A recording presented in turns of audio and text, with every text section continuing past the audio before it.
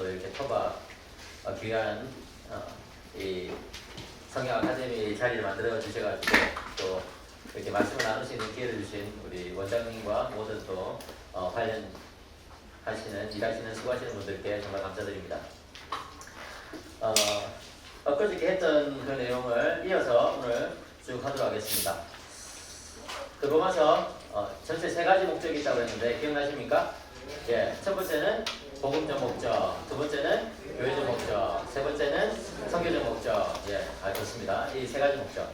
그래서 1장부터 8장까지 복음적 목적, 그 다음에 9, 10, 11장이 교회적 목적. 그래서 이제 선교적 목적으로 바로 넘어가야 되는데 바로 넘어가지 않고 뭐가 난다고 그랬어요? 이 복음적 목적의 적용이 12, 13장에 나오고 또 14장, 15장에 교회적 목적의 적용이 나온 다음에 15장 끝부분에 비로소 선교적 목적 이야기를 하고 16장 끝인사하고 마친다 이렇게 이야기했죠. 그죠? 예, 그래서 여러분들이 이 성경을 연구할 때에 숲을 먼저 쫙 전체적으로 관망하신 다음에 그 다음에 이제 문맥에 따라서 나무를 한 그루 한 그루 쭉 살펴보시면은 성경을 이해하는 데 굉장히 도움이 됩니다. 그래서 숲, 나무, 문맥 이 세 단어를 여러분들 성경을 연구하실 때에 항상 또 기억하시기 바랍니다. 어떤 성경이든지 마찬가지예요. 그래서 숲을 먼저 살펴보고 문맥에 따라서 나무 한 그루 한 그루를 살펴보라. 자, 그러면은 로마서 1장부터 3장까지 제가 지난번에 했는데 조금 기억나시죠? 예. 그래서 1장 전반부에는 첫인사와 감사가 나오고 1장 후반부부터 본론의 첫 부분이 나온다 그랬죠. 그죠? 그래서 1장 후반부, 2장 전반부, 2장 후반부 이렇게 쭉 이제 사도 바울이 이야기하는 내용이 뭡니까? 인간은 죄인이라는 거예요. 인간은 죄인이다. 그래서 1장 후반부에 모든 이방인들은 죄인이다. 왜? 우상숭 숭배에 빠졌고 또 성적으로 타락했고 불의와 무자비에 빠져있기 때문에 그런 것이다. 그죠? 그 다음에 2장 전반부에서 모든 도덕주의자들도 죄인이다. 여기서 말하는 도덕주의자들은 이방인들의 그런 엘리트들, 도덕 철학자들. 네, 그 당시에 여러 도덕 철학자들이 많았거든요. 좀 더 멀리 가면은 아리스토텔레스라든지 좀 더 바울 동시대로 가면은 세네카라든지 이런 도덕 철학자들이 많았단 말이에요. 그런 사람들조차도 죄인이라는 거예요. 그리고 또 그 도덕주의자 안에는 유대인들도 포함되어 있어요. 예, 기본적으로 유대인들은 이 윤리 도덕인 것들을 굉장히 강조를 했기 때문에. 근데 그 사람들도 죄인이다. 왜? 왜냐면은 말은 굉장히 뻔질하게 잘하는데 행동은 받쳐주지 않기 때문에 그런 것이다. 하나님의 심판은 행위에 따라서 이루어진다고 그랬죠. 그죠? 예. 이것이 조금 자칫 잘못 이해되면은 로마 카톨릭처럼 마치 우리가 쌓아놓은 공로에 근거해서 심판이 이루어지는 것처럼 착각할 수 있어요. 그건 아니에요. 그건 아니에요. 뭐예요? 행위에 따라서 이루어진다는 것은 하나님께서 율법에 따라서 우리를 심판하신다는 거예요. 그게 기본이에요. 근데 우리는 그 율법을 다 지킬 수 있어요? 없어요? 없거든요. 그렇기 때문에 우리는 누구의 그 공로에 의지하는 거예요? 예수 그리스도의 공로에 믿음으로 의지하는 거예요. 그죠? 근데 그게 믿음으로 의지해야 한다는 구체적인 징표, 표시, 결과, 열매 그것이 뭐라는 거예요? 행위라는 거예요. 그 신앙의 행위. 그것은 나중에 이제 제가 8장에 가서 다루는데 그리스도의 법을 따라서 살아가는 그런 삶인 것이죠. 그러니까 똑같이 율법이긴 한데 이제 그리스도 안에서 새로워진 율법을 새로워진 원리인 성령에 따라서 지키게 되는 것이죠. 그러니까 그리스도인들은 절대로 율법을 무시하지 않아요. 그리스도인들이 율법을 무시하게 되면 무율법주의자가 되고 자동 구원론자가 되고 방종주의자가 돼. 그러니까 나는 아무렇게나 살아도 어차피 천국 간다. 예. 그게 사실은 한국 교회의 굉장히 큰 병폐였죠. 그게 아니에요. 성경은 절대 그렇게 가르치지 않아요. 믿으면 반드시 그에 따라서 열매가 맺혀지게 돼 있다는 것이 성경의 가르침인데 바로 그런 측면에서 봤을 때 로마서 2장 전반부에 나오는 도덕주의자들은 말은 잘하지만 행위에 열매가 없는 거죠. 그죠? 예. 그러니까 결국에는 정죄받는 거예요. 그 다음에 로마서 2장 후반부에 모든 유대인들도 죄인이다. 왜? 그들은 율법을 가졌지만 지키지 않으니까. 종교생활을 하지만 신앙생활은 하지 않으니까. 그럼 여러분 종교생활과 신앙생활의 차이는 뭐예요? 무엇이 있다 없다? 이 마음이 있다 없다 또는 성령에 따라서 행하느냐 안 하느냐 그 차이인 거예요. 그러니까 여러분 이 세 가지 부류의 사람을 우리가 보면서 그냥 그거는 다른 사람 이야기다 이렇게 생각할 수 없다고 제가 말씀드렸죠. 그죠? 그러니까 여러분 이 성경에 나오는 로마서 앞부분에 나오는 이 세 부류가 결국은 나의 모습을 다양한 모습으로 비춰주는 거울이 돼야 되는 거예요. 그래서 여러분들이 말씀을 읽을 때마다 마음에 찔림이 있어야 돼.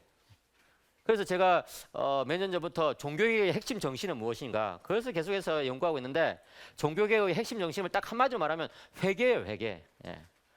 끊임없이 하나님 앞에서 나의 부족함을 돌아보고 회개하는 사람은 건전하게 신앙생활을 할 수 있어요. 그런데 그렇지 않고 자칫 잘못해가지고 자만심에 빠지거나 자기 만족에 빠지기 시작하면 그때부터 이제 문제가 생기는 것이죠. 예, 그걸 아셔야 돼요.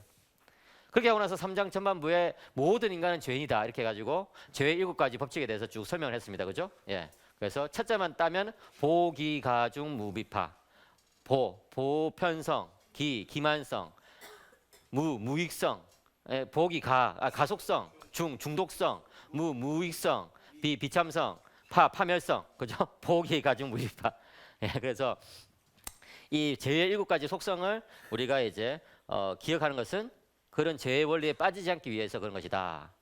그리고 나서 오늘 할 내용은 3장 21절부터 시작되는 내용인 거예요. 그런데 그 전에 한 가지 좀 더 다루고 싶은 것은 뭐냐면은 이 모든 사람이 죄인이라는 것을 사도 바울이 3장 앞부분에서 이야기하면서 디아트리베라는 것을 이야기합니다. 3장 1절부터 8절을 보시면은 이런 말이 나와요. 성경책 다 있으시죠? 예. 그런즉 유대인의 나음이 무엇이며 할례의 유익이 무엇이냐? 범사에 많으니 우선은 그들이 하나님의 말씀을 맡았음이니라. 그렇게 하면서 3절부터 질문이 나와요. 어떤 자들이 믿지 아니하였으면 어찌하겠느냐? 그 믿지 아니함이 하나님의 미부심을 피하겠느냐 하면서 막 그 질문이 나와요. 거기에 대해서 또 4절에 사도 바울이 답을 해요. 그럴 수 없다. 사람은 거짓되지만 하나님은 참되시다. 구약도 인용하고요. 그다음에 또 5절에 또 다른 질문이 나와요. 그런데 우리 불의가 하나님의 의를 드러나게 하면 무슨 말을 하겠느냐? 내가 사람의 말하는 대로 말한다면 진노를 내리시는 하나님이 불의한 거야 도대체? 그렇게 하니까 6절에 또 답을 해요. 결코 그렇지 아니하다. 그러면 하나님 만약에 불의하시면 어떻게 세상을 심판하시겠느냐? 그래서 또 7절에 또 다른 질문이 나와요. 나의 거짓말로 인해서 하나님의 참되심이 더 드러나고 그렇게 해가지고 하나님의 영광을 받게 되면 그건 내가 왜 죄인처럼 심판을 받느냐? 나로 인해서 하나님이 더 참되시다는 게 드러나 버렸는데 이렇게 하니 그다음에 8절에 또 다른 질문이 나와요. 그러면 선을 이루기 위해서 악을 행하는 건 차라리 낫지 않겠냐? 뭐 이러면서 막 이제 답을 해요. 그렇게 하면서 사도 바울이 그건 틀렸다. 그 사람들 우리에 대해서도 그렇게 오해하고 하는데 그건 그 사람들 잘못 이해하는 거다. 이러면서 또 답을 해요. 이게 뭐냐면은 문답식의 구조죠. 그죠? 이 문답식의 구조가 로마서에 여러 군데 들어가 있는데 이것을 조금 어려운 말로 디아트리베라고 불러요. 디아트리베. 예. 따라해 볼까요? 디아트리베. 예. 이 디아트리베란 것은 헬라어 단어로 논쟁이라는 뜻이에요. 논쟁. 그러니까 제가 그저께 말씀드린 것처럼 사도 바울은 1차, 2차, 3차 선교 여행을 거의 다 끝내고 나서 이 고린도에서 이 로마서를 썼다고 그랬거든요. 그렇게 사도 바울이 1차, 2차, 3차 선교 여행을 다니면서 주로 회당에 가가지고 복음을 먼저 전하다가 또 이제 유대인들에게 쫓겨나면 다른 곳에서 복음을 전하고 이렇게 했잖아요, 그죠? 그러면서 이 사도 바울이 유대인들을 많이 만난 거예요. 그 사람들과 함께 이제 지내면서 복음을 논증하고 이제 복음을 전파하고 이렇게 하면서 유대인들의 질문을 굉장히 많이 받게 된 것이죠. 그런 유대인들의 질문을 사도 바울이 딱 정리를 해가지고 로마서 곳곳에 심어놓은 것이 바로 디아트리베다. 그래서 디아트리베는요, 이 유대인을 가상적으로 머릿속에 딱 떠올려가지고 그 사람과 사도 바울이 지금 1대1로 막 대화하는 형식으로 적어놓은 것이죠. 왜 그럴까요? 자기가 이게 전하는 이 복음이 유대인도 설득하기 위해서 그런 것이죠. 예.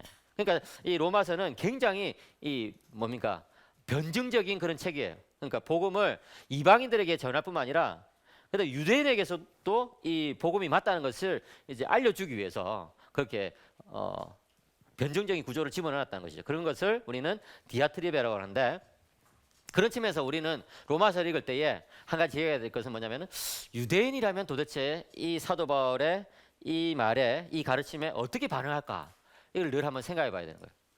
여러분 1장부터 지금 이제 3장 앞부분까지 사도 바울이 계속해서 이야기하고 있는 것이 뭡니까? 모든 인간은 죄인이라는 거예요. 그죠? 그러니까 유대인들이 뿔이 났어요. 아니 내가 이방인이 죄인이라는 것은 인정하겠는데 우리 유대인마저 죄인이라고 하는 것은 난 용납을 못하겠다. 그 인정 못하겠다. 이렇게 하니까 3장 전반부에 유대인과의 가상 대화를 통해 가지고 이게 왜 이게 죄인이 되는지에 대해서 논쟁을 하는 것이죠. 사도 바울의 결론은 뭐냐면은 유대인들은 죄인이란 거예요. 너희들도 다 죄인이다. 예, 너희들도 다 죄인이다. 그런데 그렇게 죄인을 뭡니까? 유대인들이 그렇게 죄인으로 다 정죄받고 난 다음에 하나님은 이제 하나님 편에서 의를 주신다. 하나님 편에서 구원을 주신다. 이것을 이야기하는데 그런 부분에 대해서 미리 유대인과 대화를 집어넣어 가지고 좀 설명을 하는 겁니다. 근데 유대인의 이 디아트립의 이 논쟁 구조의 핵심이 뭐냐면은 도대체 그런 게 어딨냐는 거예요. 여러분 저를 보세요. 유대인들에게서 구원이라는 것은 어떻게 주어지는 거예요? 율법을 행함으로써 주어지는 거예요. 예, 유대인들은 어릴 때부터 단 한시도 그것을 놓쳐본 적이 없어요. 율법을 행해야지 구원을 받을 수 있다. 율법을 행해야지 메시아가 오신다. 그 율법을 행해야지 메시아의 백성이 될 수 있다. 이건 유대인들의 철통 같은 공식이란 말이에요. 근데 사도 바울이 다른 이야기라는 말이에요. 너희들은 다 죄인이고 율법을 제대로 행하지도 못해. 그런데 사실 하나님께서 다른 구원의 길을 주셔. 이런 이야기를 한단 말이에요. 그러니까 유대인들은 그게 납득이 안 되는 거예요. 그러면서 야 네가 말한 것처럼 내가 죄가 오히려 드러나가지고 하나님께서 다른 구원의 길을 주시고 그래가지고 하나님의 영광 받아서 이러면은 누가 제대로 살려고 하겠느냐. 그래서 오히려 여기 나오는 것처럼 나의 거짓말로 인해 가지고 하나님의 참되심이 더 풍성하게 진다면은 7절에 왜 또 나를 정죄하시냐. 뭐 이런 이상한 궤변을 노려놓는 거예요.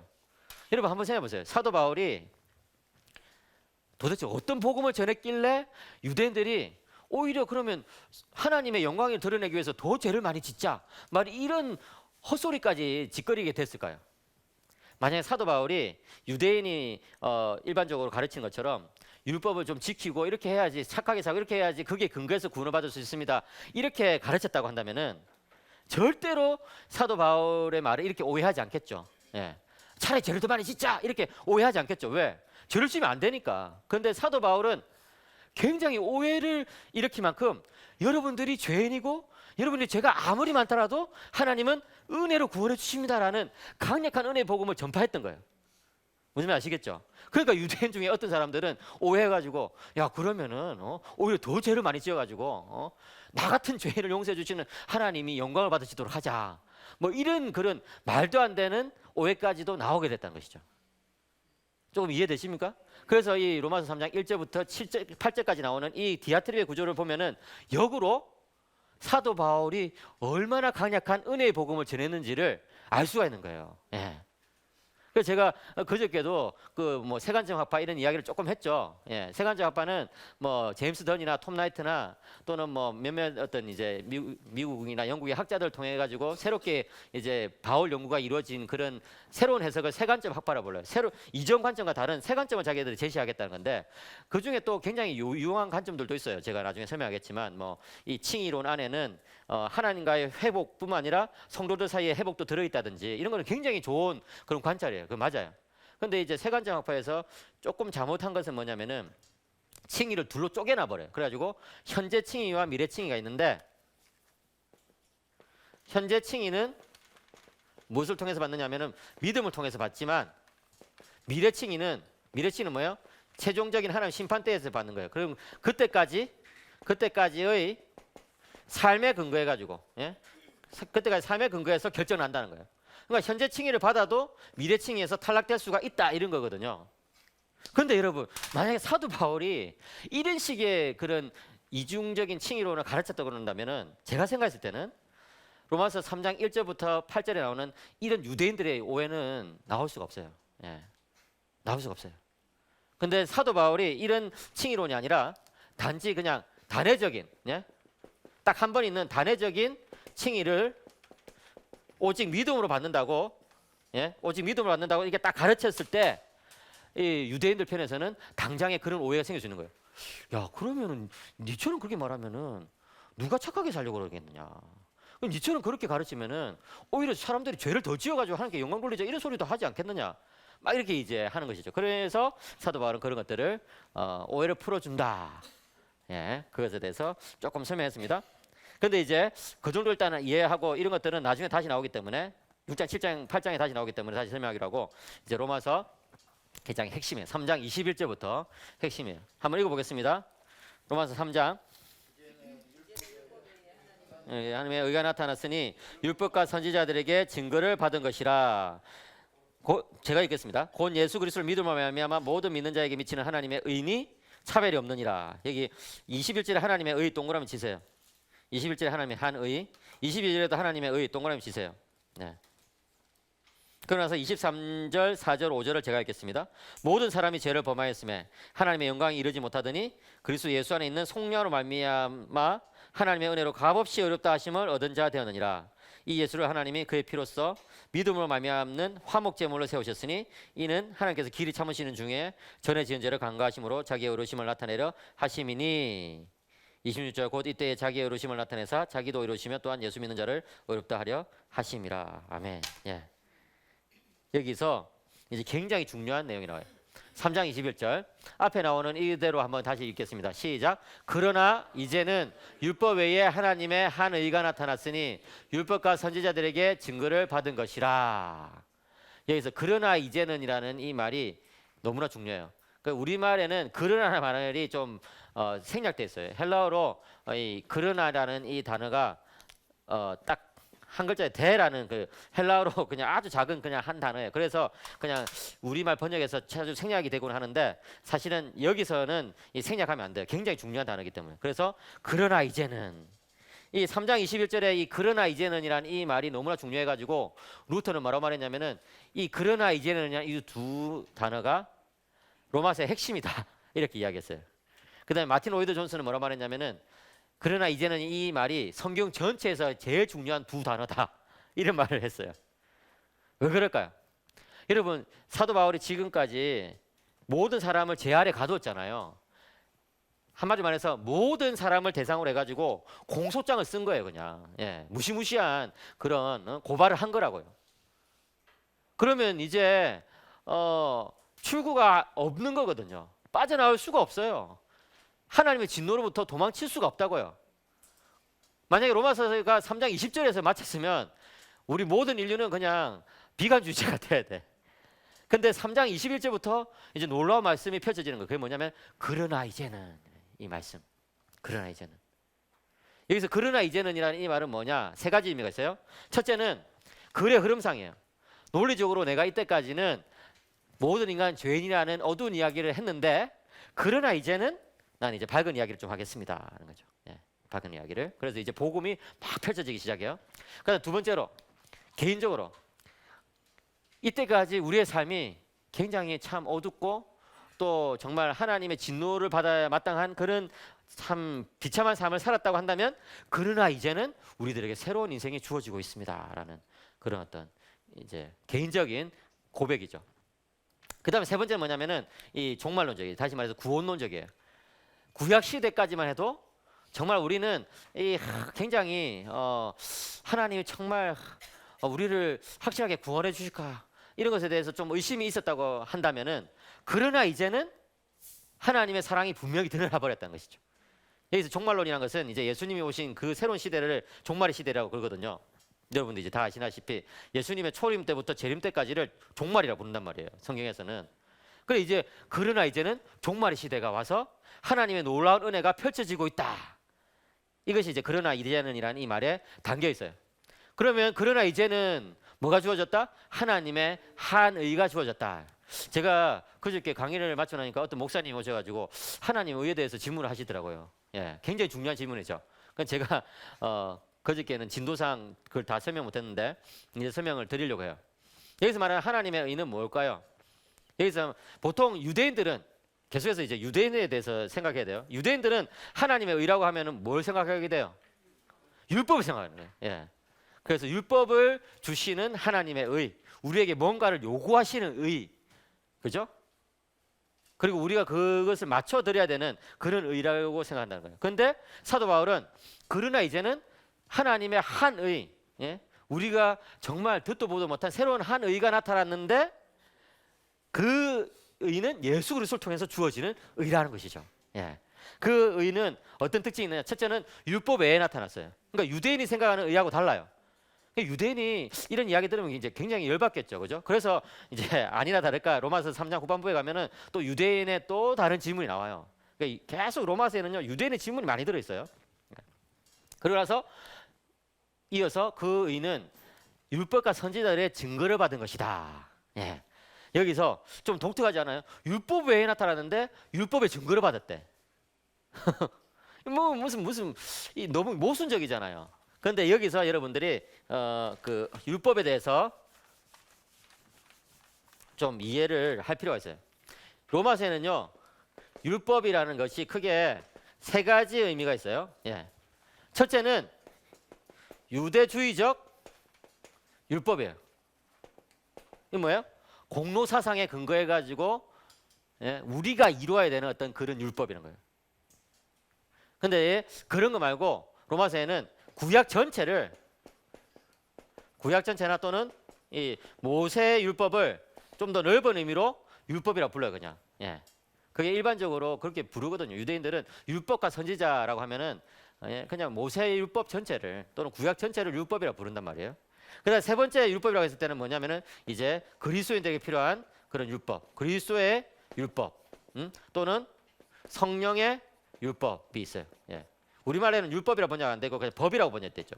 그래서 그리스도의 법을 성취하라, 성령의 법을 따라 살라, 이런 식의 그런 이제 표현돼 있는데 어쨌든 이 세 가지 용법이 있어요. 율법이. 그러면 자 이제 질문. 여기서 율법 외에 나타났다는 것은 1, 2, 3번 중에 몇 번일까요? 율법 외에 나타났다. 예, 율법 외에 나타났다는 건데. 그러니까 이것이 하나님의 의가 율법 외에 1번이죠. 1번. 그죠? 유대주의적인 율법 외에 나타나는 거예요. 예. 우리가 뭘 행해가지고 만족시켜드리는 그런 율법 외에 나타났다. 그런데 율법과 선지자들의 증거를 받았다 했을 때는 뭐예요? 1, 2, 3번 2번인 거예요. 2번. 예. 그러니까 이 구약 성경의 한 부분인 그 율법의 증거를 받은 거다. 실제로 그렇거든요. 율법과 선지자, 다시 말해서 모세오경과 이 선지서 이런 것들을 보면 그 안에 예수 그리스도에 대한 약속들이 들어있잖아요. 여러분 율법 안에는 굉장히 독특하게 속죄에 대한 말씀들이 많이 나오죠. 레위기 같은 거 보면 제사에 대한 말씀들이 다 많이 나오잖아요. 그게 뭐예요? 한마디로 하면 예수 그리스도에 대한 예표예요. 예. 그러니까 율법 안에 이미 율법으로서는 이게 완전한 구원이 주어지지 않는다는 그런 어떤 한계가 벌써 이렇게 드러나고 있는 것이죠. 그런데 유대인들은 안타깝게도 그걸 놓치고 그냥 율법만 주구장창 붙잡아 가지고 구원을 얻으려고 하는 그런 어떤 오류에 빠졌었다. 근데 사도 바울은 그것을 지적하면서 이제는 그런 잘못된 율법 외에 나타난 율법과 선지자들의 증거를 받은 그것은 바로 예수 그리스도를 믿음으로 받는 의다. 좀 이해되십니까? 그러니까 여러분들이 로마서를 이해하면요, 이제 율법이란 것이 이런 게 있구나. 그래서 예를 들어서 여러분 조금 응용해 봅시다. 야고보서에서 믿음과 행위 이런 것이 이제 대조됐잖아요. 그 야고보 사도는 율법을 지켜야 된다 이렇게 이야기하거든요. 그때 말하는 그 율법은 1번일까요? 2번일까요? 3번일까요? 3번이 그리스도인이 지켜야 되는 그 율법을 말하는 거예요. 예. 그 행함을 말하는 거예요. 그런데 사도 바울이 우리는 행함이 아니라 믿음으로 구원받는다고 했을 때 그 행함이 아니다 했을 때 그 행함은 1번일까요? 2번일까요? 3번일까요? 1번이란 말이에요. 이제 좀 이해되시죠? 그러니까 굉장히 잘하시네. 예. 제가 마음이 굉장히 고무되고 있습니다. 여러분들이 너무 이해를 잘하셔가지고. 그러니까 이게 성경에 나오는 이런 개념들을 딱 정리를 해놓으면은 그때그때마다 이게 좀 잘 설명할 수 있어요.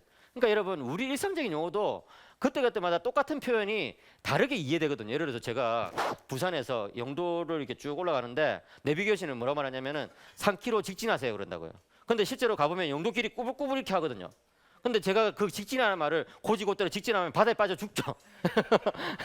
거기서 말하는 직진이라는 것은 뭐예요? 예, 길 따라서 가라 이 소리예요. 예? 우회전하거나 좌회전하지 말고 길 따라서 가라. 그런 것처럼 성경에도 율법이라는 단어가 나오지만 때로는 1번, 때로는 2번, 때로는 3번으로 사용된다는 거예요. 예, 그렇기 때문에 여러분들이 이 성경의 용례를 잘 아셔야 된다. 자, 그러면은 자 보겠습니다. 3장 24절부터 25절에는요. 예수 그리스도를 통해서 주어지는 하나님의 의를 세 가지로 설명해 주고 있어요. 첫째는 따라합니다. 속량. 둘째는 화목제물. 셋째는 그리스도의 피. 예, 이 세 가지 말로 설명을 해주고 있습니다. 예.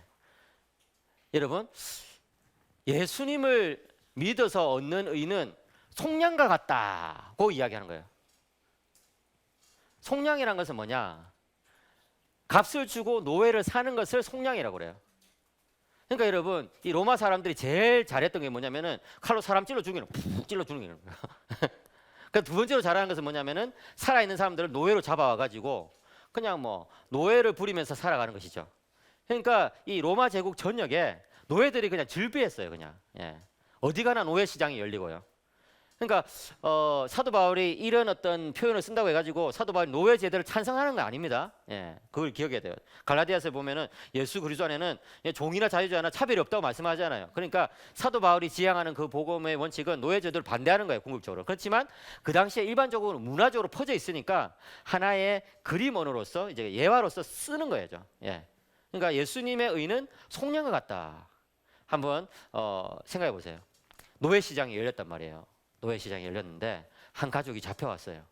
그래서 아버지, 어머니, 그 다음에 오빠, 나 이렇게 한 가족이 있는데 이제 노예 시장이 열려가지고 좀 있으면 아버지는 저기 로마의 남부로 팔려가고 엄마는 또 저기 로마의 북부로 팔려가고 또 우리 오빠는 저기 또 그리스 쪽으로 팔려가고 뭐 나는 또 다른 도시로 팔려가고 이러면은 온 가족이 굉장히 비참해지겠죠. 근데 이제 본격적으로 노예 시장이 열리기 전에 한 신사가 와가지고 이제 노예 상인한테 물어보는 거예요. 여기 있는 노예들 다 얼마요? 그래서 큰 놈부터 제일 어린 놈까지 다 얼마입니다. 내가 다 사겠어. 오, 좋죠 뭐. 그래가지고 팔았어요.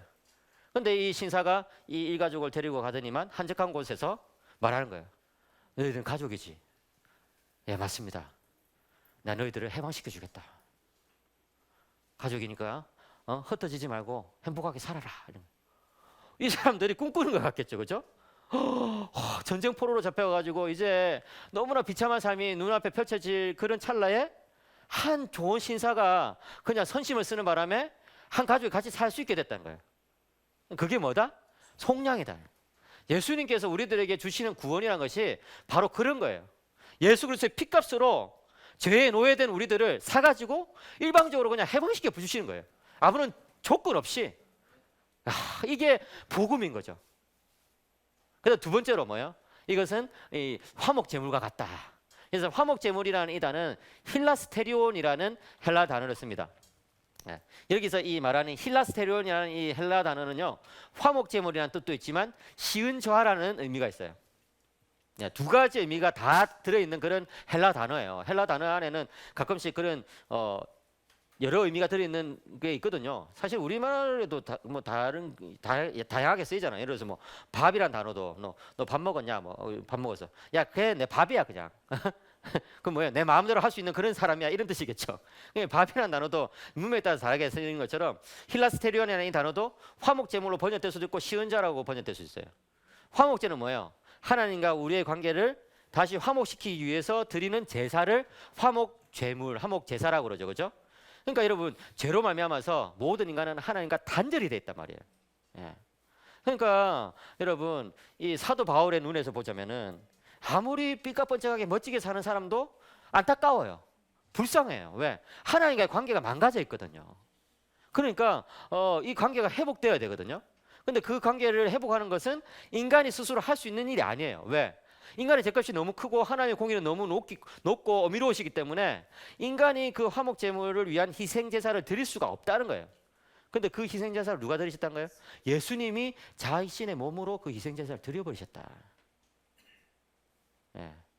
그 특별히 화목제물은 그 제사를 드린 사람들이 함께 그 제물을 나눠 먹는 그런 독특한 특징이 있죠. 왜? 제물을 같이 먹으면서 교제를 이루니까. 그런 측면에서 보자면 예수님이 드린 그 제사를 우리가 기억하면서 성찬식을 나누는 것이 굉장히 의미가 있는 거예요. 화목 제사를 나눈 것 같은 그런 어떤 하나됨을 경험하는 것이죠. 예, 성찬식을 참여하면서. 그런데 그런가 하면 힐라스테리온이라는 이 단어는 또 두 번째로 시은자라는 의미가 있다. 여러분 시은자는 뭐예요? 시은자는 한마디로 말해서 벗개 뚜껑을 말한 거예요. 그죠? 벗개 뚜껑. 여러분 그 이스라엘에는 그 벗개가 있잖아요. 아시죠? 벗개 안에 뭐가 들어있어요?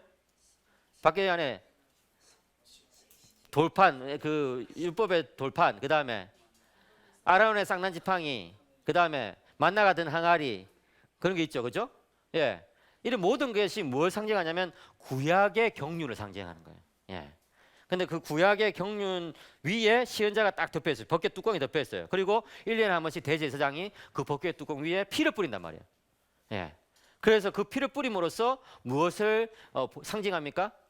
이 구약의 경륜을 뛰어넘는 하나의 은혜가 언젠가는 우리들에게 주어질 것이라는 것을 이제 상징적으로 보여주는 거예요. 예. 그러니까 여러분 속량이든 또 화목제물이든 또 시은자든 계속해서 등장하는 이미지가 뭐냐면은 그리스도의 피라는 거예요. 그렇잖아요. 그리스도의 피. 그리스도의 피값으로 속량이 이루어지고 그리스도의 피값으로 화목 제사가 드려지고 그리스도의 피가 그 시은자 위에 뿌려지고. 그러니까 여러분이 피라는 것이 너무나 중요하죠. 예. 제가 작년에 몸이 이제 10월쯤에 너무 안 좋아가지고 병원에 갔어요. 그래가지고 막 살이 막 떨리고 이게 턱이 막 떨리고 이러더라고요. 요즘 참 제 선배들이 40 넘어봐라 너도 힘들다는 걸 알 거다 뭐 이러는데 진짜 제가 이제 40대 중반인데 이제는 막 무리를 하면 몸에 이상이 오더라고요. 그래가지고 막 턱이 막 계속 떨려요. 피부가 막 계속 떨리고 뭐 예, 나중에 막 눈도 떨리고 뭐. 약을 먹어도 소용이 없어요. 그래가지고 병원에 갔더니 이제 피 검사를 한번 해봅시다 이러더라고요. 그래서 이제 그 체열실에 가서 딱 앉아 있는데 그 남자 간호사분이 오셨어요. 제가 뭐 남자 간호사 험담하는 거 아닙니다. 예, 남자 간호사 오셨는데 혈관을 못 찾아. 그래가지고 이렇게 찔렀다가 저렇게 찔렀다가 저는 죽겠더라고요 진짜. 그래가지고 막 아파서 죽겠어. 그래가지고 결국 못 찾았어요 그분이. 그래가지고 여자 간호사가 이제 와가지고 결국 했는데 그 남자 간호사가 나가면서 막 허허 웃으면서 많이 아프셨죠 그러더라고요. 아 진짜 때리고 싶어요 그냥.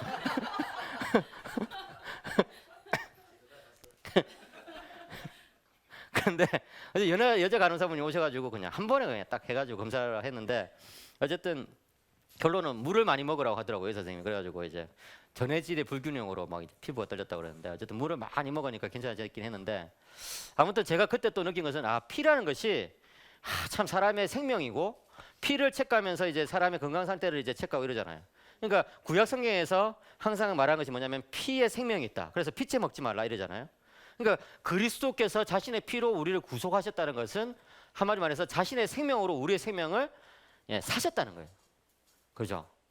그리스도께서 자신의 생명으로 우리의 생명을 대신하셨다는 이 놀라운 사실. 그게 하나님의 의에 담겨 있는 그 의미란 거예요. 그리고 그 의는 할례자와 무할례자 모두에게도 해당된다라고 하면서 3장 29절에 그렇게 이야기해요. 하나님은 다만 유대인의 하나님이시냐 또한 이방인의 하나님 아니시냐 진실로 이방인의 하나님도 되시느니라 이렇게 이야기하는 거예요. 왜 그럴까요? 왜 그럴까요? 또 이제 막 그 유대인이 질문을 하는 거예요. 유대인이 막 질문한 거예요. 예. 31절에 특별히 우리가 믿음으로 말미암아 율법을 파기하는 거 아니냐 이렇게 질문을 또 하는 거예요. 그럴 수 없다고 이야기하는 것이죠. 오히려 율법을 굳게 세운다. 그걸 사도 바울이 로마서 7장 8장에 대답해 줍니다. 그 다음에 또 그런 게 어디 있냐? 그런 어떤 행위에 의지하지 아니하고 주어지는 그런 믿음으로 주어지는 의가 어디 있냐? 이렇게 하니까 또 그런 의가 있다고 또 이야기하는. 그러니까 디아트립의 형식이 또 나오는 것이죠. 그러니까 사도 바울은 뭔가 중요한 굵직한 이야기를 하고 나서 또 유대인을 설득하기 위해서 또 디아트립을 좀 집어넣고 논쟁적인 형식 막 계속 그렇게 로마서를 이끌어가고 있습니다. 지금 어쨌든 여기서 중요한 것은 뭡니까? 그런 의는 유대인뿐만 아니라 이방인을 위한 그런 의다. 그러니까 여러분 유대인들은요 이때까지 의는 무엇을 통해 주어진다? 의는 율법을 통해 주어지고 그 의는 또 누구만을 위한 것이다? 유대인만을 위한 것이다. 이 두 가지 공식을 늘 어릴 때부터 반복하면서 살았단 말이에요.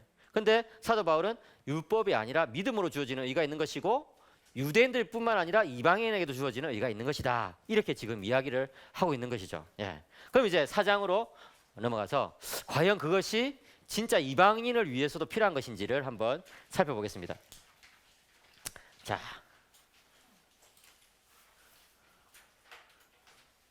4장 한번 읽어볼까요? 4장 1절부터 8절까지 제가 한 절, 여러분 한 절, 마지막 8절은 같이 읽겠습니다. 그런즉 육신으로 우리 조상인 아브라함이 무엇을 얻었다 하리요?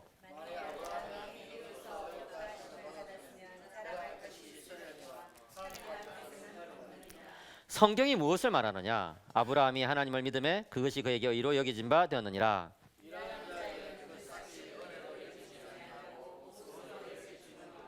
이를 아니할지라도 경건하지 아니한 자를 의롭다 하시는 이를 믿는 자에게는 그의 믿음을 의로 여기시나니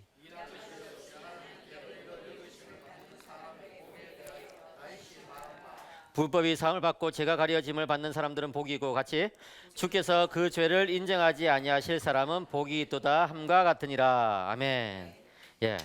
그러니까 사도 바울이 지금 이제 3장 21절 이하에서 예, 하나님의 의에 대해서 설명을 딱 하니까 유대인들의 반응은 뭐예요? 유대인들 반응은 그런 의가 어디 있어 도대체? 응?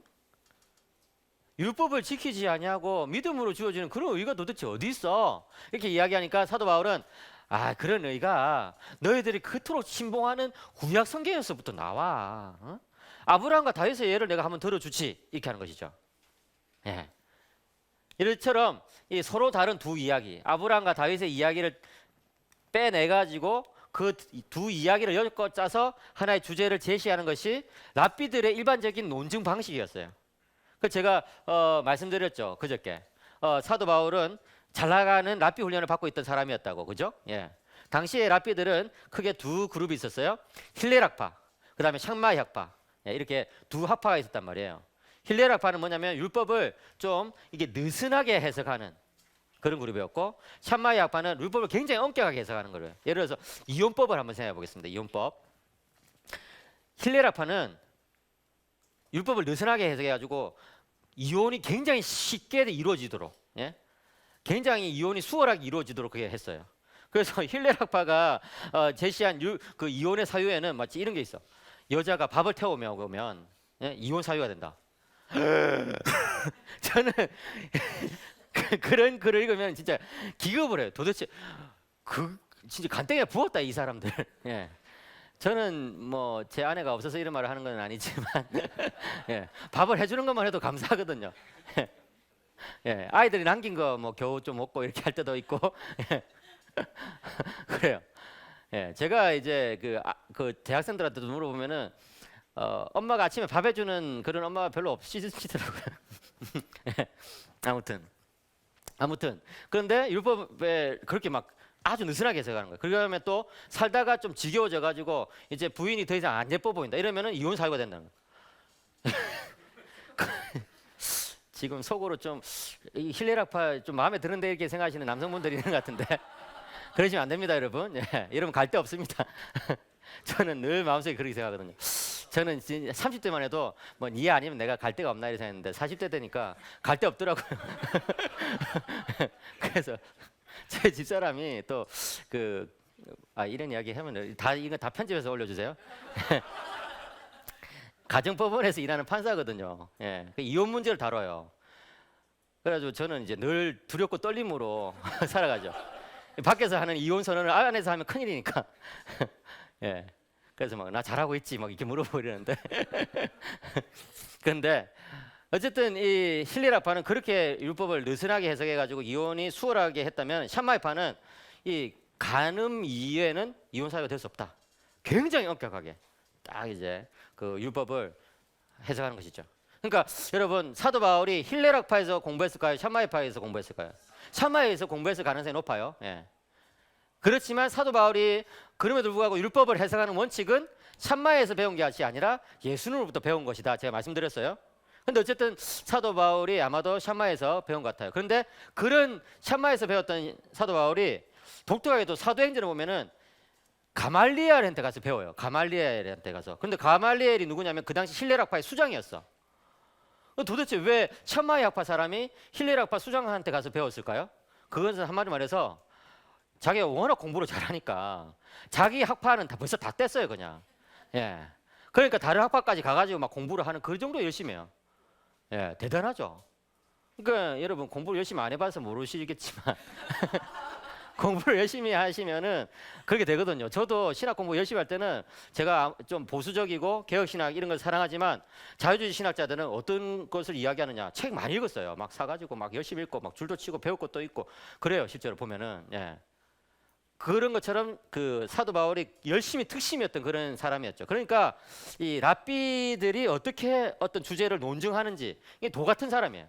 그러니까 이렇게 뭡니까? 모세오경에서 이야기 하나, 아브라함 이야기 하나, 시편에서 다윗 이야기 하나를 끌어와 가지고 도무지 반박할 수 없도록 논증을 딱 해가지고 자신의 그 주장을 이렇게 딱 증명하는 것이죠. 그죠? 예. 그러면 하나 보겠습니다. 왜 특별히 아브라함과 다윗의 예를 들었을까? 사도 바울이 아브라함과 다윗은 구약 성경에서 제일 중요한 두 인물이기 때문에 그래요. 왜냐? 구약 성경에는요 크게 6개의 중요한 언약들이 나오거든요. 성경에는 전체적으로 봤을 때 7개의 중요한 언약이 나옵니다. 그러니까 여러분 구속사적으로 성경을 읽는다는 것 그런 말씀 들어보셨죠? 구속 역사적으로 그것을 다른 말로 말하면 언약적으로 성경 읽는다는 거예요. 언약의 흐름에 따라서 쭉. 제일 먼저 나오는 언약은 뭐예요? 아담 언약이죠. 예, 아담과 맺으시는. 두 번째는 노아 언약이에요. 그래서 세 번째는 뭐예요? 아브라함 언약. 네 번째는 모세 언약. 다섯 번째는 다윗 언약. 그다음에 여섯 번째는 이제 선지자들에게 주신 언약인 거예요. 이 6개의 언약으로 구약의 역사가 쭉 펼쳐지게 돼 있어요. 예. 그 다음에 이제 예수 그리스도 새 언약이 더해지면서 성경 전체는 굵직한 7개의 언약의 이야기로 이게 구성이 된다는 것인데 특별히 아브라함 언약과 다윗 언약은 너무나 중요해요. 왜? 아브라함 언약에는요 5가지 약속이 나오거든요. 한번 따라해보세요. 땅, 자손, 명성, 관계, 복. 예. 아브라함에게 주신 그 하나님의 약속은요 창세기 12장 1절부터 3절에 잘 나오고 있습니다. 그런데 창세기 12장 1절부터 3절에 나오는 그 내용을 쭉 요약해 보면 5개의 약속으로 구성되어 있다는 것을 알 수 있어요. 아브라함아, 내가 너에게 땅을 주겠다. 예. 그래서 너희 조상의 땅을 떠나라. 내가 새로운 땅을 주겠다. 그 다음에 아브라함이 너 자손은 지금 없지만 자녀가 없지만 내가 너에게 자녀를 주겠다. 아들을 주겠다. 상속자를 주겠다. 예. 그리고 너희 자손들이 하늘의 별과 같이 많아질 거야. 너는 큰 민족의 그런 그 우두머리가 되고 시조가 될 거야. 예. 그다음 세 번째 명성 뭐냐면 이 왕이에요. 예. 너는 왕과 같이 대접받게 될 것이다. 고대 시 사회에서 명성이 있는 자는 왕이거든요. 그다음 뭐예요? 관계. 네 번째 관계예요. 너와 나의 사이의 관계는 너무나 밀접하기 때문에 너를 이제 미워하는 자들을 내가 저주하고 너를 잘해주는 사람들은 내가 복을 내려주겠다. 예, 특별히 또 이제 너를 미워하는 자는 단수로 했어요. 근데 너를 뭡니까? 복 주는 자들에게는 복수를 해요. 그래가지고 하나님 마음이 좀 느껴지죠.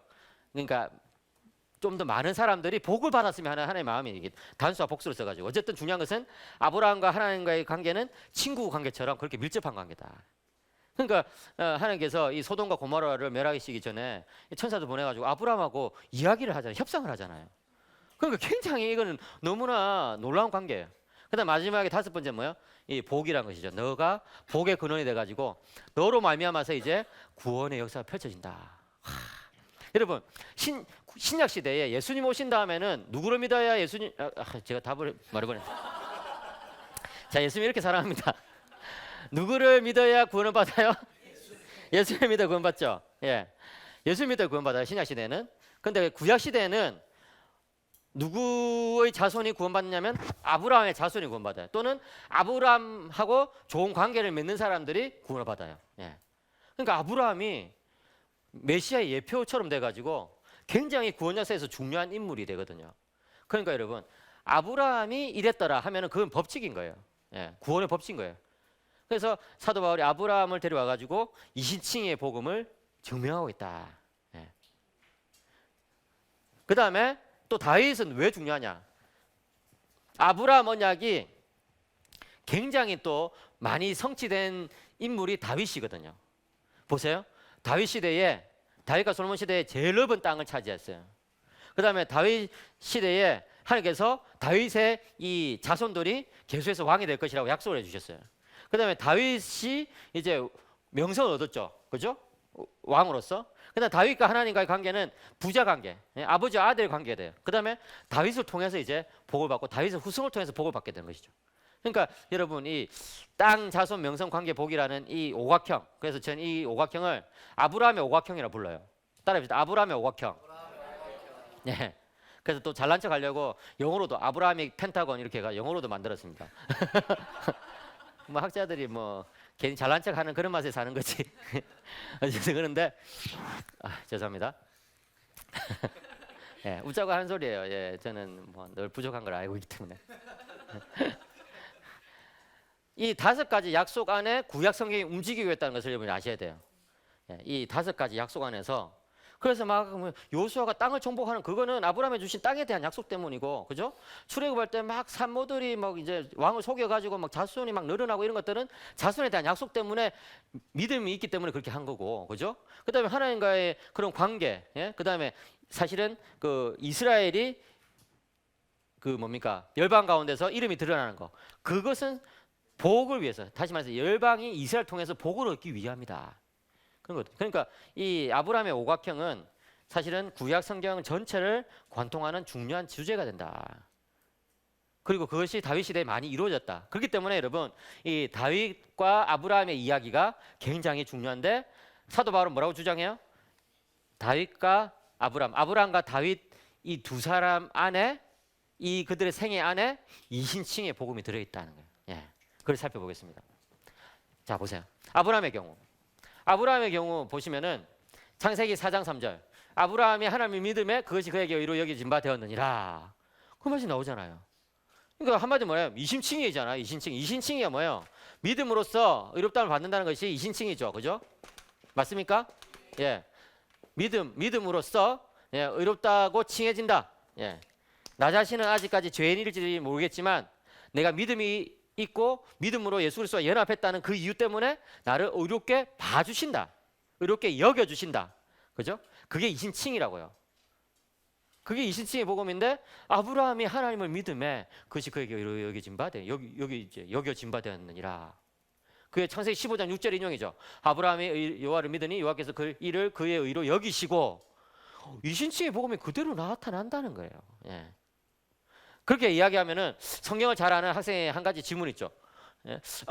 창세기 15년까지 진짜 아브라함이 아무런 행위가 없었습니까? 예? 그냥 믿기만 하고 그냥 진짜 만 겁니까? 그래가지고 그냥 의롭다함을 받은 겁니까? 예. 그런 질문이 나온단 말이에요. 그래서 여러분 계속해서 유대인의 관점에서 로마서 읽으라고 그러죠. 유대인들의 아브라함 해석은요 정확하게 그 율법주의적인 해석이에요. 그 당시 유대 랍비들이 쓴 글을 보면요 아브라함은 하나님의 명령을 잘 지켰기 때문에 의롭다함을 받았다고 그렇게 적혀 있어요. 그냥 아예. 예. 그러니까 여러분 이게 굉장히 참 재밌는 게 뭐냐면은 어떤 관점을 가지고 있느냐에 따라서 똑같은 성경 구절도 다르게 해석하는 거예요. 그러니까 여러분 이 바른 신앙을 가지고 있고 바른 전통 속에서 성경을 읽는다는 것이 너무나 중요하죠. 여러분이 신천지 이런 데 아시죠? 신천지 이런 데 한번 가보세요. 가보면 안 되지. 큰일 났네. 가면 안 됩니다. 가면 안 돼요. 예. 절대 가면 안 돼. 내가 왜 가라고 그랬지?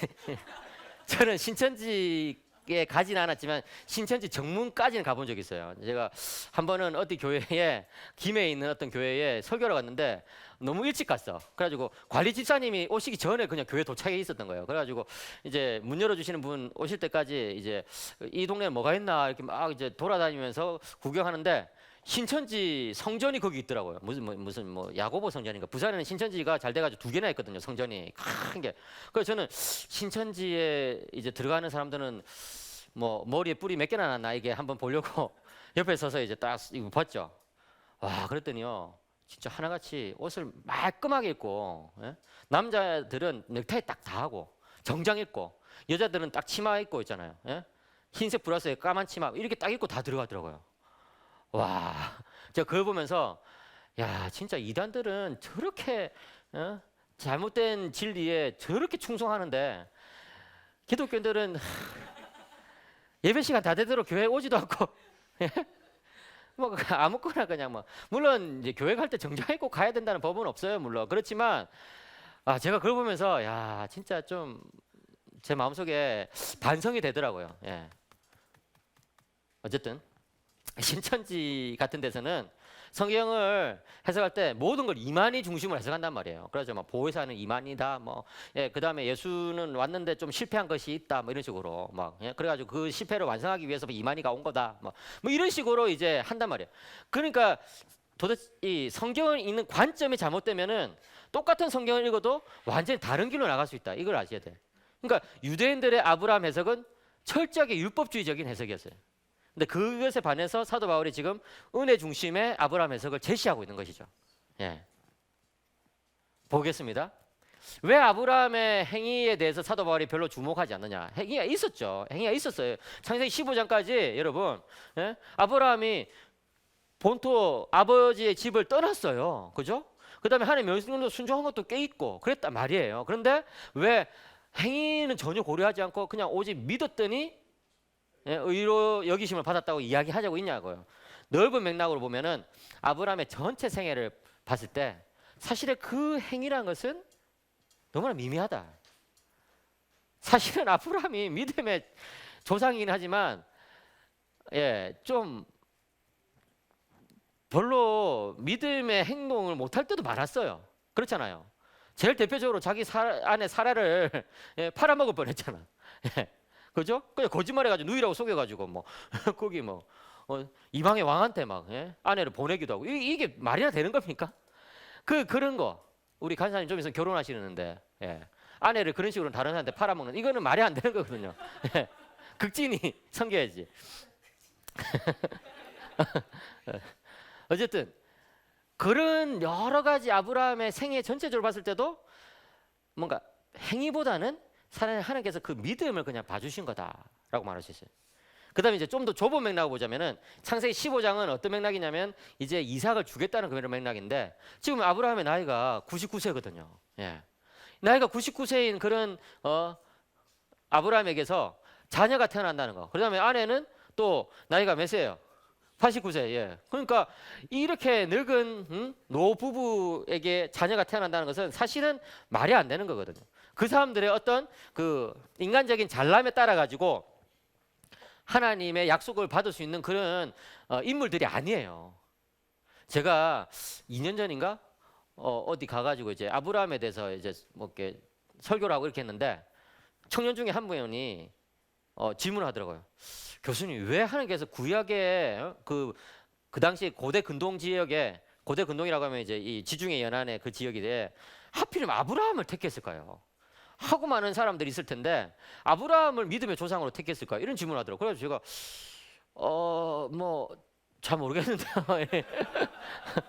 그래가지고 이제 제가 다음 주까지 그 다음 주에도 거기에서 설교하도록 있어가지고 다음 주까지 제가 알아보겠습니다. 이래야지 했어요. 그런데 그 헤르만 바빙크라는 이제 유명한 신학자가 있습니다. 네덜란드 사람. 그런데 그 사람이 쓴 이제 두꺼운 조지신학 책이 있는데 그 교의학 책이 있는데 거기서 아브라함을 쭉 다 검색해봤어요. 그랬더니 한 군데에서 이 바빙크가 뭐라 말하냐면은 하나님께서 아브라함을 택한 한 가지 이유는 그가 믿음의 조상이 되기에 제일 부적합했기 때문이다. 와, 진짜 와 진짜 너무 마음에 와닿더라고요. 그렇잖아요. 아브라함이 믿음의 조상이 되기 너무나 부족합했기 때문에 그 사람을 택해가지고 믿음의 조상 삼음으로써 뭘 보여주신 거예요? 구원이라는 것은 하나님의 전적인 은혜로 이루어진다는 것을 완벽하게 증명해 버리신 거예요. 그게 하나님의 놀라운 구원 계획이에요, 여러분. 그거를 이제 보자는 거예요. 아브라함의 전체 생애를 보든 이상을 낳는 그 순간을 보든 아브라함은 한마디로 말해서 자격 미달이다. 그 행위로 따지면은 아무런 볼품이 없는 사람이다. 그런데 하나님께서 단지 아브라함을 믿음으로 이렇게 봐주신 거다. 그 다음에 그럼 이제 유대인들이 물러났을까요? 아니에요. 야, 너의 아브라함 해석은 우리의 해석과는 달라. 아브라함이 순종했기 때문에 그래도 그것 때문에 하나님께서 의롭다 하신 거지. 이게 순수하게 믿음으로만 아니야. 그럴 리가 없어. 이러면서 유대인들은 공로사상으로 율법주의로 성경을 이제 해석하죠. 그러니까 안 되겠다. 그럼 다른 예를 내가 하나 보여줄게. 이러면서 들고 오는 게 뭐야? 다윗이죠. 로마서 4장 7절 8절에 시편 32편 1, 2절 인용해요. 한번 읽어볼까요? 시작. 불법이 사함을 받고 죄가 가려짐을 받는 사람들은 복이 있고 주께서 그 죄를 인정하지 아니하실 사람은 복이 있도다. 이거예요. 한마디 말해서 이 구절에서 나오는 것은 용서하시는 하나님에 대한 내용이에요. 여러분, 다윗이 참 굉장히 탁월한 사람이었어요. 그죠? 다윗은 정말 그 시편을 읽어보면은 다윗의 시편은 너무나 깊어가지고 야 정말 이 사람은 저 높은 영적인 세계 위에서 살아가는 사람이다 이런 것들이 느껴지잖아요. 그죠? 그런데 그런 사람도 인생에 큰 실수를 했죠. 뭐예요? 밧세바를 범하고 그 남편이었던 우리아를 또 우시예요. 또 저는 기분 나쁘게 우리아를 죽였어. 어쨌든 갑자기 제가 쓸데없는 이야기를 하고 말았네. 근데 그런 심각한 죄, 10계명의 제일 중요한 두 계명을 살인하지 말라, 간음하지 말라는 이 계명을 어겨버린 이 죄는 한마디로 말해서 그냥 사형감이라고요. 왕은 고사하고 그냥 사형감이에요. 그런데 하나님께서 그를 용서해 주셨어요. 그러니까 다윗이 그 용서를 경험하고 나서 시편 32편에서 뭐라고 고백합니까?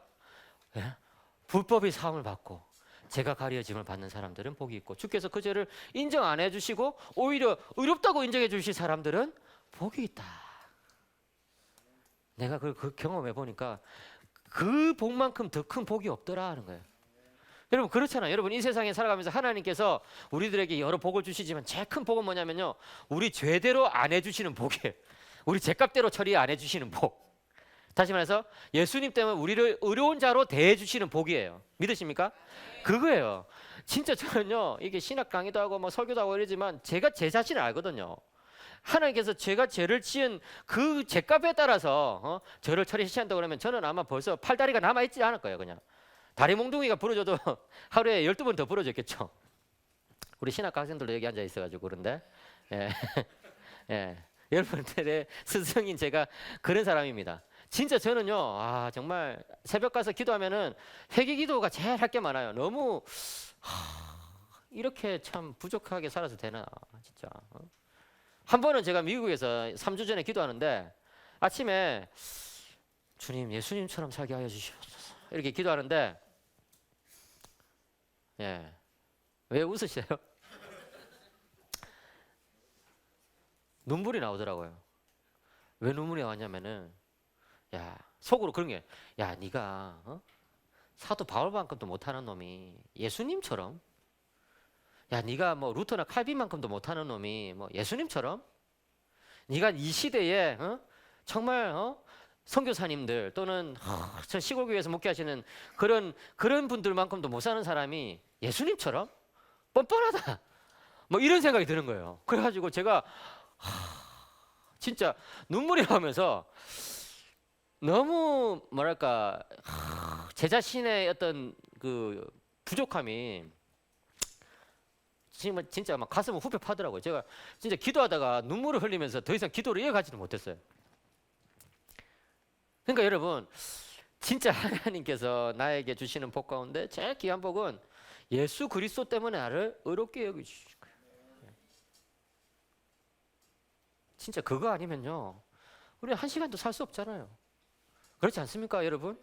진짜 저는 진짜 뭐랄까 죄송합니다.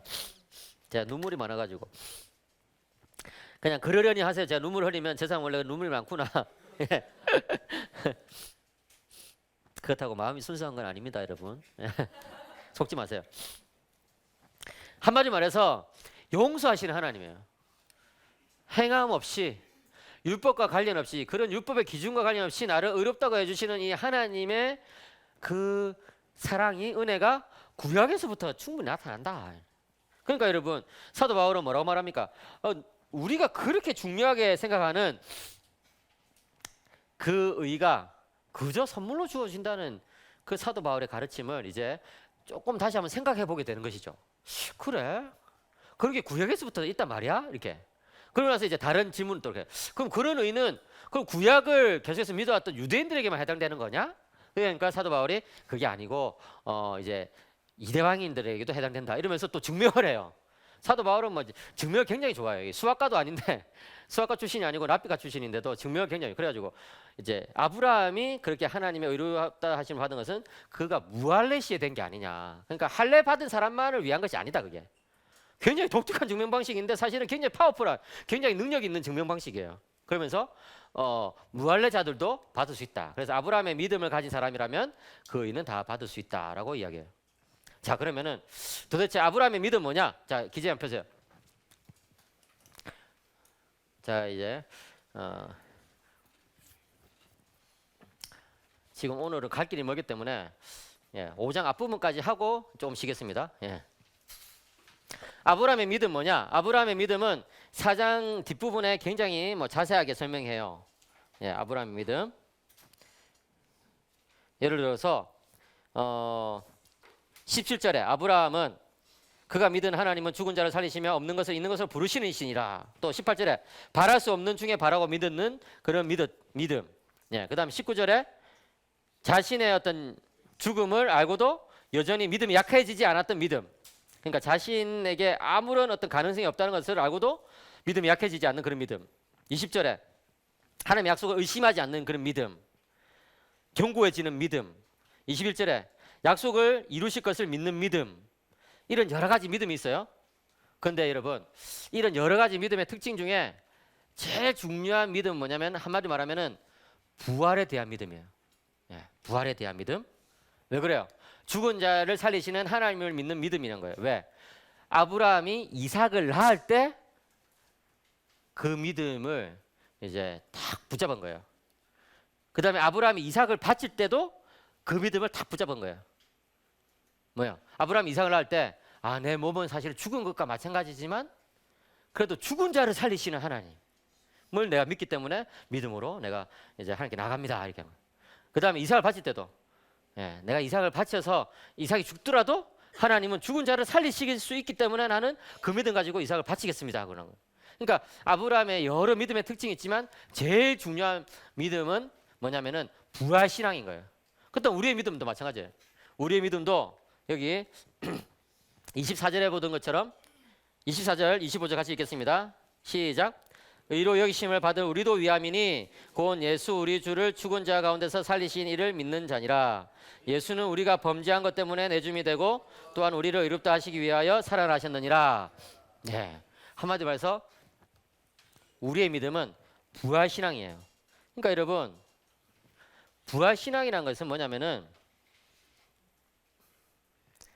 나 자신에게는 아무런 능력과 공로가 없음에도 불구하고 하나님의 주권과 능력으로 모든 것을 다 하실 수 있다는 것이 제일 잘 드러난 신앙이 부활 신앙이에요. 여러분, 인간이 이겨낼 수 없는 단 한 가지가 있다면은 죽음이에요. 죽음을 이길 사람이 누가 있습니까? 그죠? 근데 그 죽음을 하나님께서는 얼마든지 이겨내신다. 그게 부활신앙의 핵심이거든요. 그러니까 여러분, 우리가 하나님을 믿는다고 했을 때 어떤 믿음이냐? 그 믿음의 본질은, 그 믿음은 바로 부활을 믿는 믿음이다. 예, 부활을 믿는 믿음. 그러면 여러분, 제가 질문하겠습니다. 여러분들은 죽고 나서 부활하실 것을 믿으십니까? 예, 이 세상에 마지막 숨을 쉰 이후에 첫 번째 숨은 저 천국에서 쉴 것을 믿으십니까? 예, 그거예요. 그 부활신앙인데, 근데 그 부활신앙이 경험돼야 된다는 거예요. 사도 바울이 말하는 것은 아브라함의 생애에서는 그게 경험이 되었다는 거예요. 언제? 이삭을 낳을 때, 이삭을 바칠 때. 우리도 마찬가지예요, 여러분. 우리가 막 부활신앙이 있다 이렇게 해놓고서는 사실은 정말 내가 어떻게 해볼 수 없는 그런 상황 속에서 하나님께 전적으로 의지하는 그런 경험이 없다고 그런다면은 그 부활신앙 가진 게 아니에요. 부활신앙이 있는 사람은요, 정말 나이가 어떻게 해볼 수 없는 그런 상황 속에서도 하나님은 하실 수 있다는 그 믿음으로 나가는 그 신앙이 부활신앙인 거죠. 예. 여러분, 이 신앙을 경험해야 돼요. 살아가면서 진짜 그런 신앙을 늘 경험해야 돼요. 나는 할 수 없지만 하나님은 하실 수 있습니다. 예? 나는 연약하지만 하나님은 강하십니다. 나는 죄인이지만 하나님은 나를 의롭게 하시는 분이십니다. 이 신앙을 계속 이게 가지고 있어야 되는 거예요. 믿음의 조상들은 다른 게 아니에요. 그 신앙 안에서 살아갔던 거예요. 예. 루터가 남긴 유명한 말 중에 우리는 죄인이자 의인이다 이런 말이 있거든요. 나는 나 자신의 안에서는 죄인이지만 예수님 안에서는 의인이다 이런 표현이 있어요. 그걸 다른 말로 말하자면 나는 나 자신 안에서는 죽은 자지만 하나님 안에서는 산 자다 이 말이에요. 예. 그거거든요. 그래서 아브라함의 신앙을 가진 자만이 구원을 받는다고 했을 때 그 신앙의 본질은 부활신앙이다. 그 부활신앙의 핵심은 내가 철저하게 무능력하고 하나님의만이 전적인 주권 속에서 나의 삶을 이끌어 가실 수 있다는 것에 대한 신앙이다. 그러니까 여러분, 신앙은 다 통하게 됐어요. 왜 겸손이 중요해요? 겸손이 바로 부활신앙이거든요. 예. 왜 자기 부인이 중요해요? 그게 부활신앙이거든요. 예. 그래서 살아가시면서 이 부활신앙을 계속해서 묵상하시기 바랍니다. 그럼 이제 그렇게 구원받은 사람은 어떤 복을 누리느냐? 이제 로마서 5장 1절부터 4절까지 읽겠습니다. 그러므로 우리가 믿음으로 이롭다 하심을 받았으니 우리 주 예수 그리스도로 말미암아 하나님과 화평을 누리자. 또한 그로 말미암아 우리가 믿음으로 서 있는 이 은혜에 들어감을 얻었으며 하나님의 영광을 바라고 즐거워하느니라. 다만 이뿐 아니라 우리가 환난 중에도 즐거워하나니 이는 환난은 인내를, 인내는 연단을 소망을 이루는 줄 알미로다. 예. 자, 이제 여러분 이 로마서 4장까지 사도 바울이 쭉 설명했어요. 인간은 다 죄인인데 그러나 이제는 하나님의 의가 나타났다. 그래서 그 하나님의 의는 예수를 통해서 주어지는 의인데 뭐예요? 그 의는 속량이고 화목제물이고 쉬운 자고 그리스도의 피로 말미암아서 주어진 의다. 야, 여러분 진짜 오늘 밤에 기도하시거든 그리스도의 피를 계속해서 부르짖기 바랍니다. 그리스도의 피의 능력을 체험하게 하시옵소서. 여러분 예수님의 피는요 2000년 전 저 팔레스타인 땅에서 흘려졌을 뿐만 아니라 예수님의 피의 능력은 지금도 우리 안에 흐르고 있는 거예요. 그걸 믿어요. 진짜 사역자가요 사역자답게 살기 위해서는 예수 그리스도의 피의 능력을 경험해야 돼. 예, 그 보혈의 능력, 그 보혈의 능력이 가는 곳마다 생명의 역사가 일어나거든요. 여러분들 집에서, 가정에서, 직장에서 그 보혈의 능력을 계속해서 흘려주는 사람이 되시기를 축복합니다. 그거예요. 그러고 나서 이제 그런 예수님의 그 구원이 이방인에게도 허락되었다는 것을 보여주기 위해서 로마서 4장에서 아브라함과 다윗의 예를 들어가지고 이신칭의 복음을 구약에서부터 증명해내죠, 그죠? 그래가지고 이제 구원이 이제 받았어요. 이제 여러분 이제 구원 받았단 말이에요. 그럼 이제 구원받은 자는 어떤 축복을 누리느냐? 예, 사도 바울은 로마서 5장에서 현세와 내세에서 그 축복을 누린다라고 말하고 있어요. 로마서 5장 1절부터 4절에서는 현세적인 축복이 나와요. 자, 그래서 설명하겠습니다. 첫째로 현세적인 축복의 첫째는 뭐냐면 하나님과 화평을 누린다는 거예요. 여기서 여러분 하나님과 화평을 누린다는 것은 이제 하나님과 관계가 새로워졌다는 것이죠. 신자가 되었다는 거예요.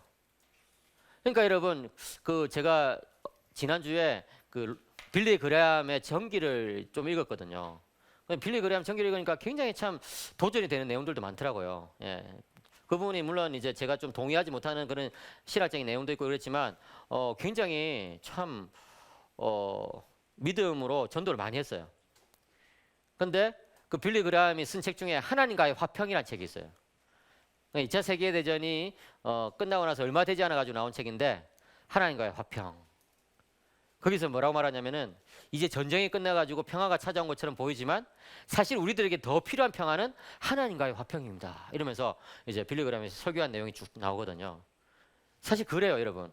인생에서 제일 중요한 것은 하나님과의 관계의 회복이에요. 예. 하나님과의 관계가 회복되지 않으면요, 인간은 과거가 주는 그런 괴로움, 현재가 주는 외로움, 미래가 주는 두려움에 갇혀서 살아갈 수밖에 없다고요.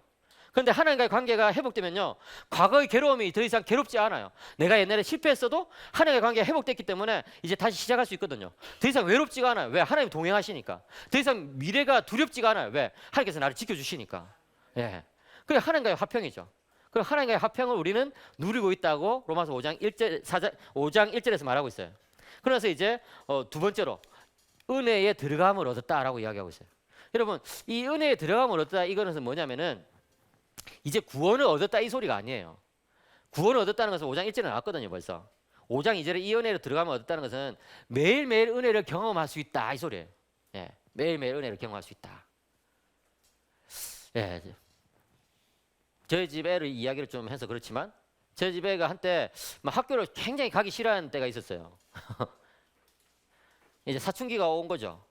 그래가지고 뭐 학교를 막 가기 싫어. 그래가지고 아침에 뭐 학교 보내기 위해서 1시간 동안 애하고 씨름을 해야 됐어요. 막 저하고 제 집사람이 학교 좀 제발 가라. 막 학교 좀 제발 가라. 그 1시간 이제 씨름을 하고 이제 제가 집에서 학교까지 제 직장까지 출근하는데 또 1시간 운전해서 가야 되거든요. 그 1시간 운전해서 가는 가운데 또 막 애한테 전화가 와요. 학교 갔긴 갔는데 또 학교에 왜 전화가 있는지 모르겠어. 학교에서 그 콜렉트 콜로 콜렉트 콜이라고 합니까? 그거 이제 수신자 부담 전화를 해가지고 아빠 그래가지고 뭐 우리 집사람한테 전화하면 저희 집사람 받지 않아요. 워낙 이제 마음이 강심장이라 가지고. 근데 저는 마음이 약해가지고 애가 또 전화를 받거든요. 그 저 받으면 이제 운전해서 가면서 이제 통화하는 거예요. 그러면 아빠 나 학교 오긴 했지만 나 이제 조퇴할래요. 막 이러면 그러면 안 돼. 막 이러다가 한 번은 빨간불인데 지나가 버렸어. 근데 저 앞에 경찰이 있어. 그래가지고 진짜 큰일 났다. 이거 벌금이구나 이랬는데 그 경찰이 나를 안 잡고 뒤에 따라오는 자를 또 잡으시더라고. 그래서 뒷차에 감사하면서 저는 이제 유유자적히 갔긴 했는데 그렇게 해가지고 이제 학교에 딱 도착하면은 이제 1교시부터 이제 수업이 이제 있는데 벌써 아침에 그냥 진을 다 빼놓고 하루 일과가 시작되는 거예요. 그거 얼마나 힘들어요. 그럼 어떻게 해야 돼요? 기도해야죠. 그래가지고 수업 가기 전에 책상에 앉아가지고 주님 도와주시옵소서 막 기도하고 때로 막 찬송을 부르기도 하고 막 제 옆방에 계시던 교수님이 시인이시거든요. 시를 쓰시는 분이세요. 국문학과 졸업하시고 그래가지고 그런데 제가 워낙 고함 지르고 막 그래가지고 시를 요즘 못 쓰신다는 소문이.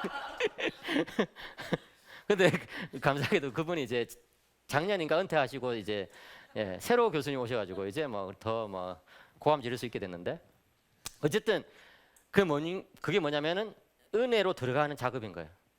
이 매일매일의 일상의 그 스트레스가 있잖아요.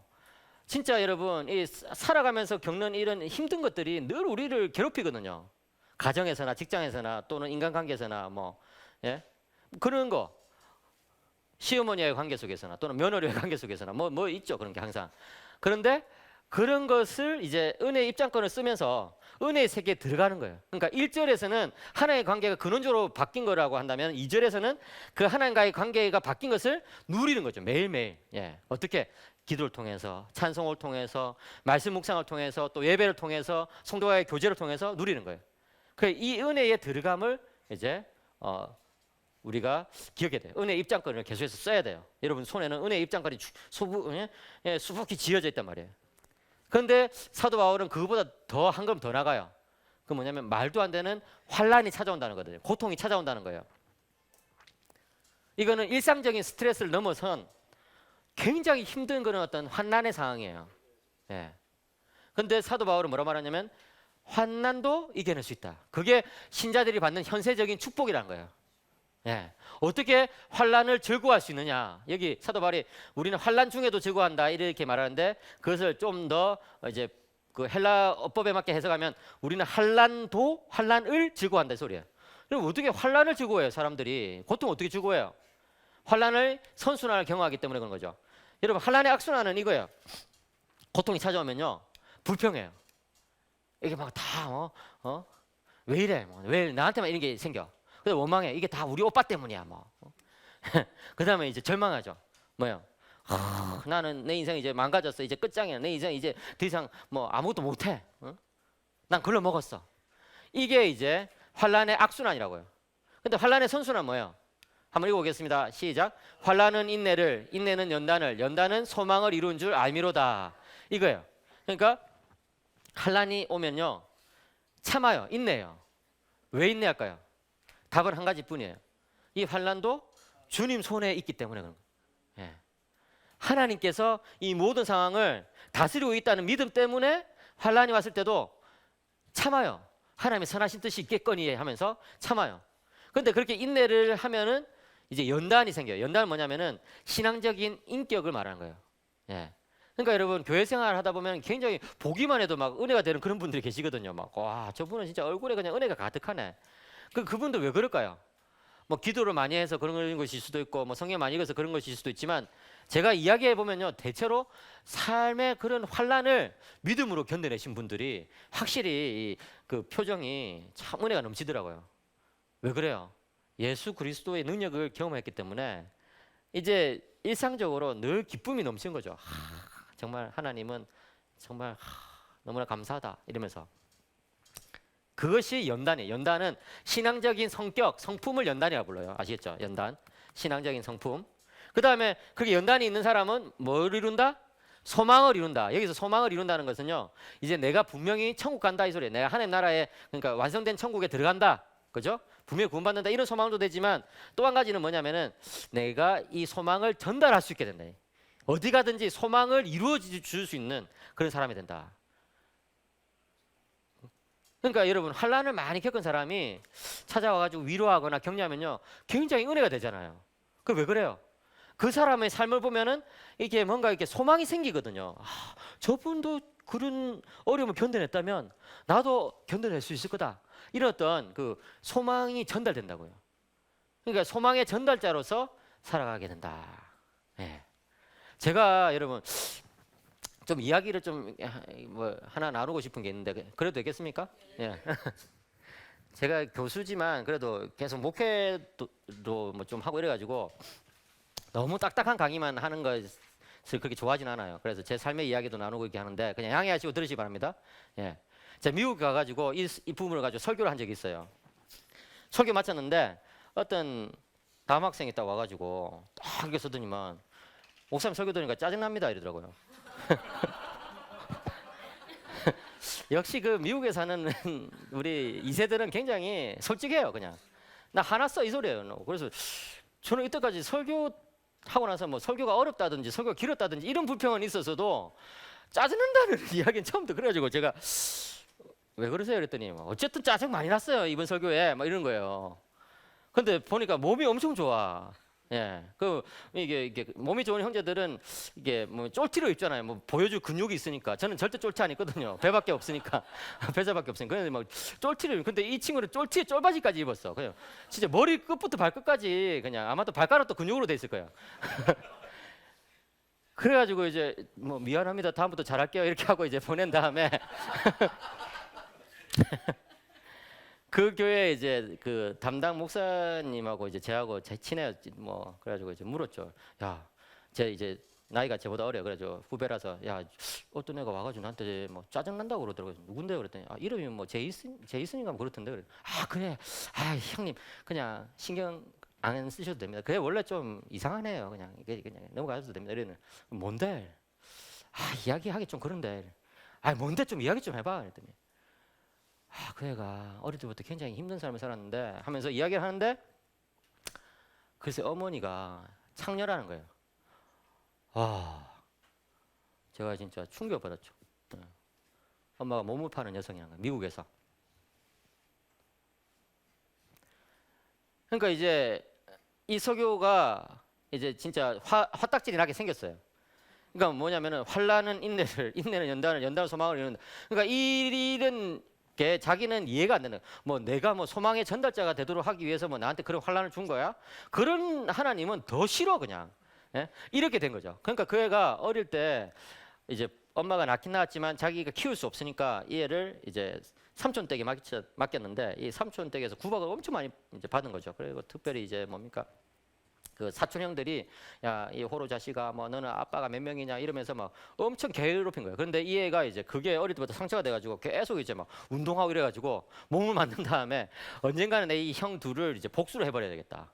그 이제 딱 때가 왔을 때 형 둘을 그냥 완전히 막 개패듯이 패버리고 가출한 거예요. 그러고 나서 미국의 바닥을 막 전전긍긍하다가 막 진짜 막 온갖 나쁜 짓들 많이 했죠. 뭐 마약도 하고 뭐. 그러다가 어떤 러비 코치를 만났는데 그 러비 코치가 이제 이 친구 몸 딱 보니까 너무 좋거든요. 딱 이제 러비 잘하게 생겨. 그래가지고 너 러비 한번 해볼래 해가지고 그럼 해보자 이래 했는데 엄청 잘했어요. 그래가지고 저를 만났을 때는 굉장히 좀 성공해가지고 좋은 대학에 이제 그 러비 선수 생활을 하고 있었어요. 그런데도 해결 안 되는 질문이 뭐냐면은 왜 내 인생은 이런 고난이 있어야 되냐? 왜 나의 어린 시절은 그래야 됐었나? 이게 이제 해결되지 않는 숙제죠. 그래가지고 제가 그런 이야기를 들으니까 그 형제 마음이 이제 이해가 되더라고요. 그래서 참 마음이 아프다. 그래서 제가 그 집회 마치고 한국에 와서도 계속 그 형제를 위해서 기도했어요. 계속 기도하는데 한 1년쯤 지났을 때 이제 문득 이제 그 생각이 나가지고 연락을 했어요. 그 후배 목사한테. 그래가지고 막 잘 지내냐 막 이렇게 이제 막 연락을 했는데 그 제이슨의 그 친구가 생각나가지고 야 그 친구 요즘 어떻게 지내냐 했더니 아 형님 그래 요즘 너무 잘 지냅니다 이런 거예요. 그래 왜 그랬더니 아 거기서도 막 이렇게 승진이 돼가지고 이제 준 코치가 됐다는 거예요. 그래가지고 자기가 선수들을 뽑을 수 있는 그런 지위까지 올라가고 뭐 굉장히 지금 잘 나가고 있습니다. 아 너무 잘 됐다. 그래 신앙생활 어떻게 해요? 아 너무 신앙생활 잘한대. 그래가지고 막 전도를 그렇게 열심히 한다는 거예요. 너무 잘 됐네. 근데 한 가지 고민이 있다면서 제 후배 목사가 뭔데 했대. 데려오는 놈들마다 다 지 같은 놈들만 데려가가지고 막 마약하고 막 이래가지고 제가 좀 힘든 게 있는데 그래도 뭐 그런데 제가 진짜 그 이야기를 들었을 때 이 로마서 5장에 이 환란의 선순환이 지금도 역사하고 있구나. 네, 맞아요.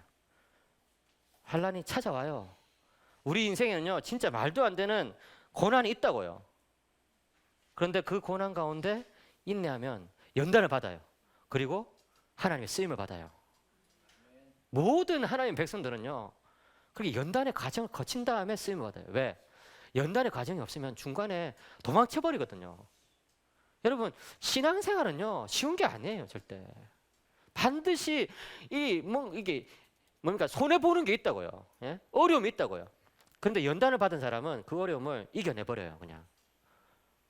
예, 여러분들이 환난을 두려워하지 마시고 이 로마서 5장의 복을 누리시기를 축복합니다. 예, 잠시 쉬었다가 얘기했습니다.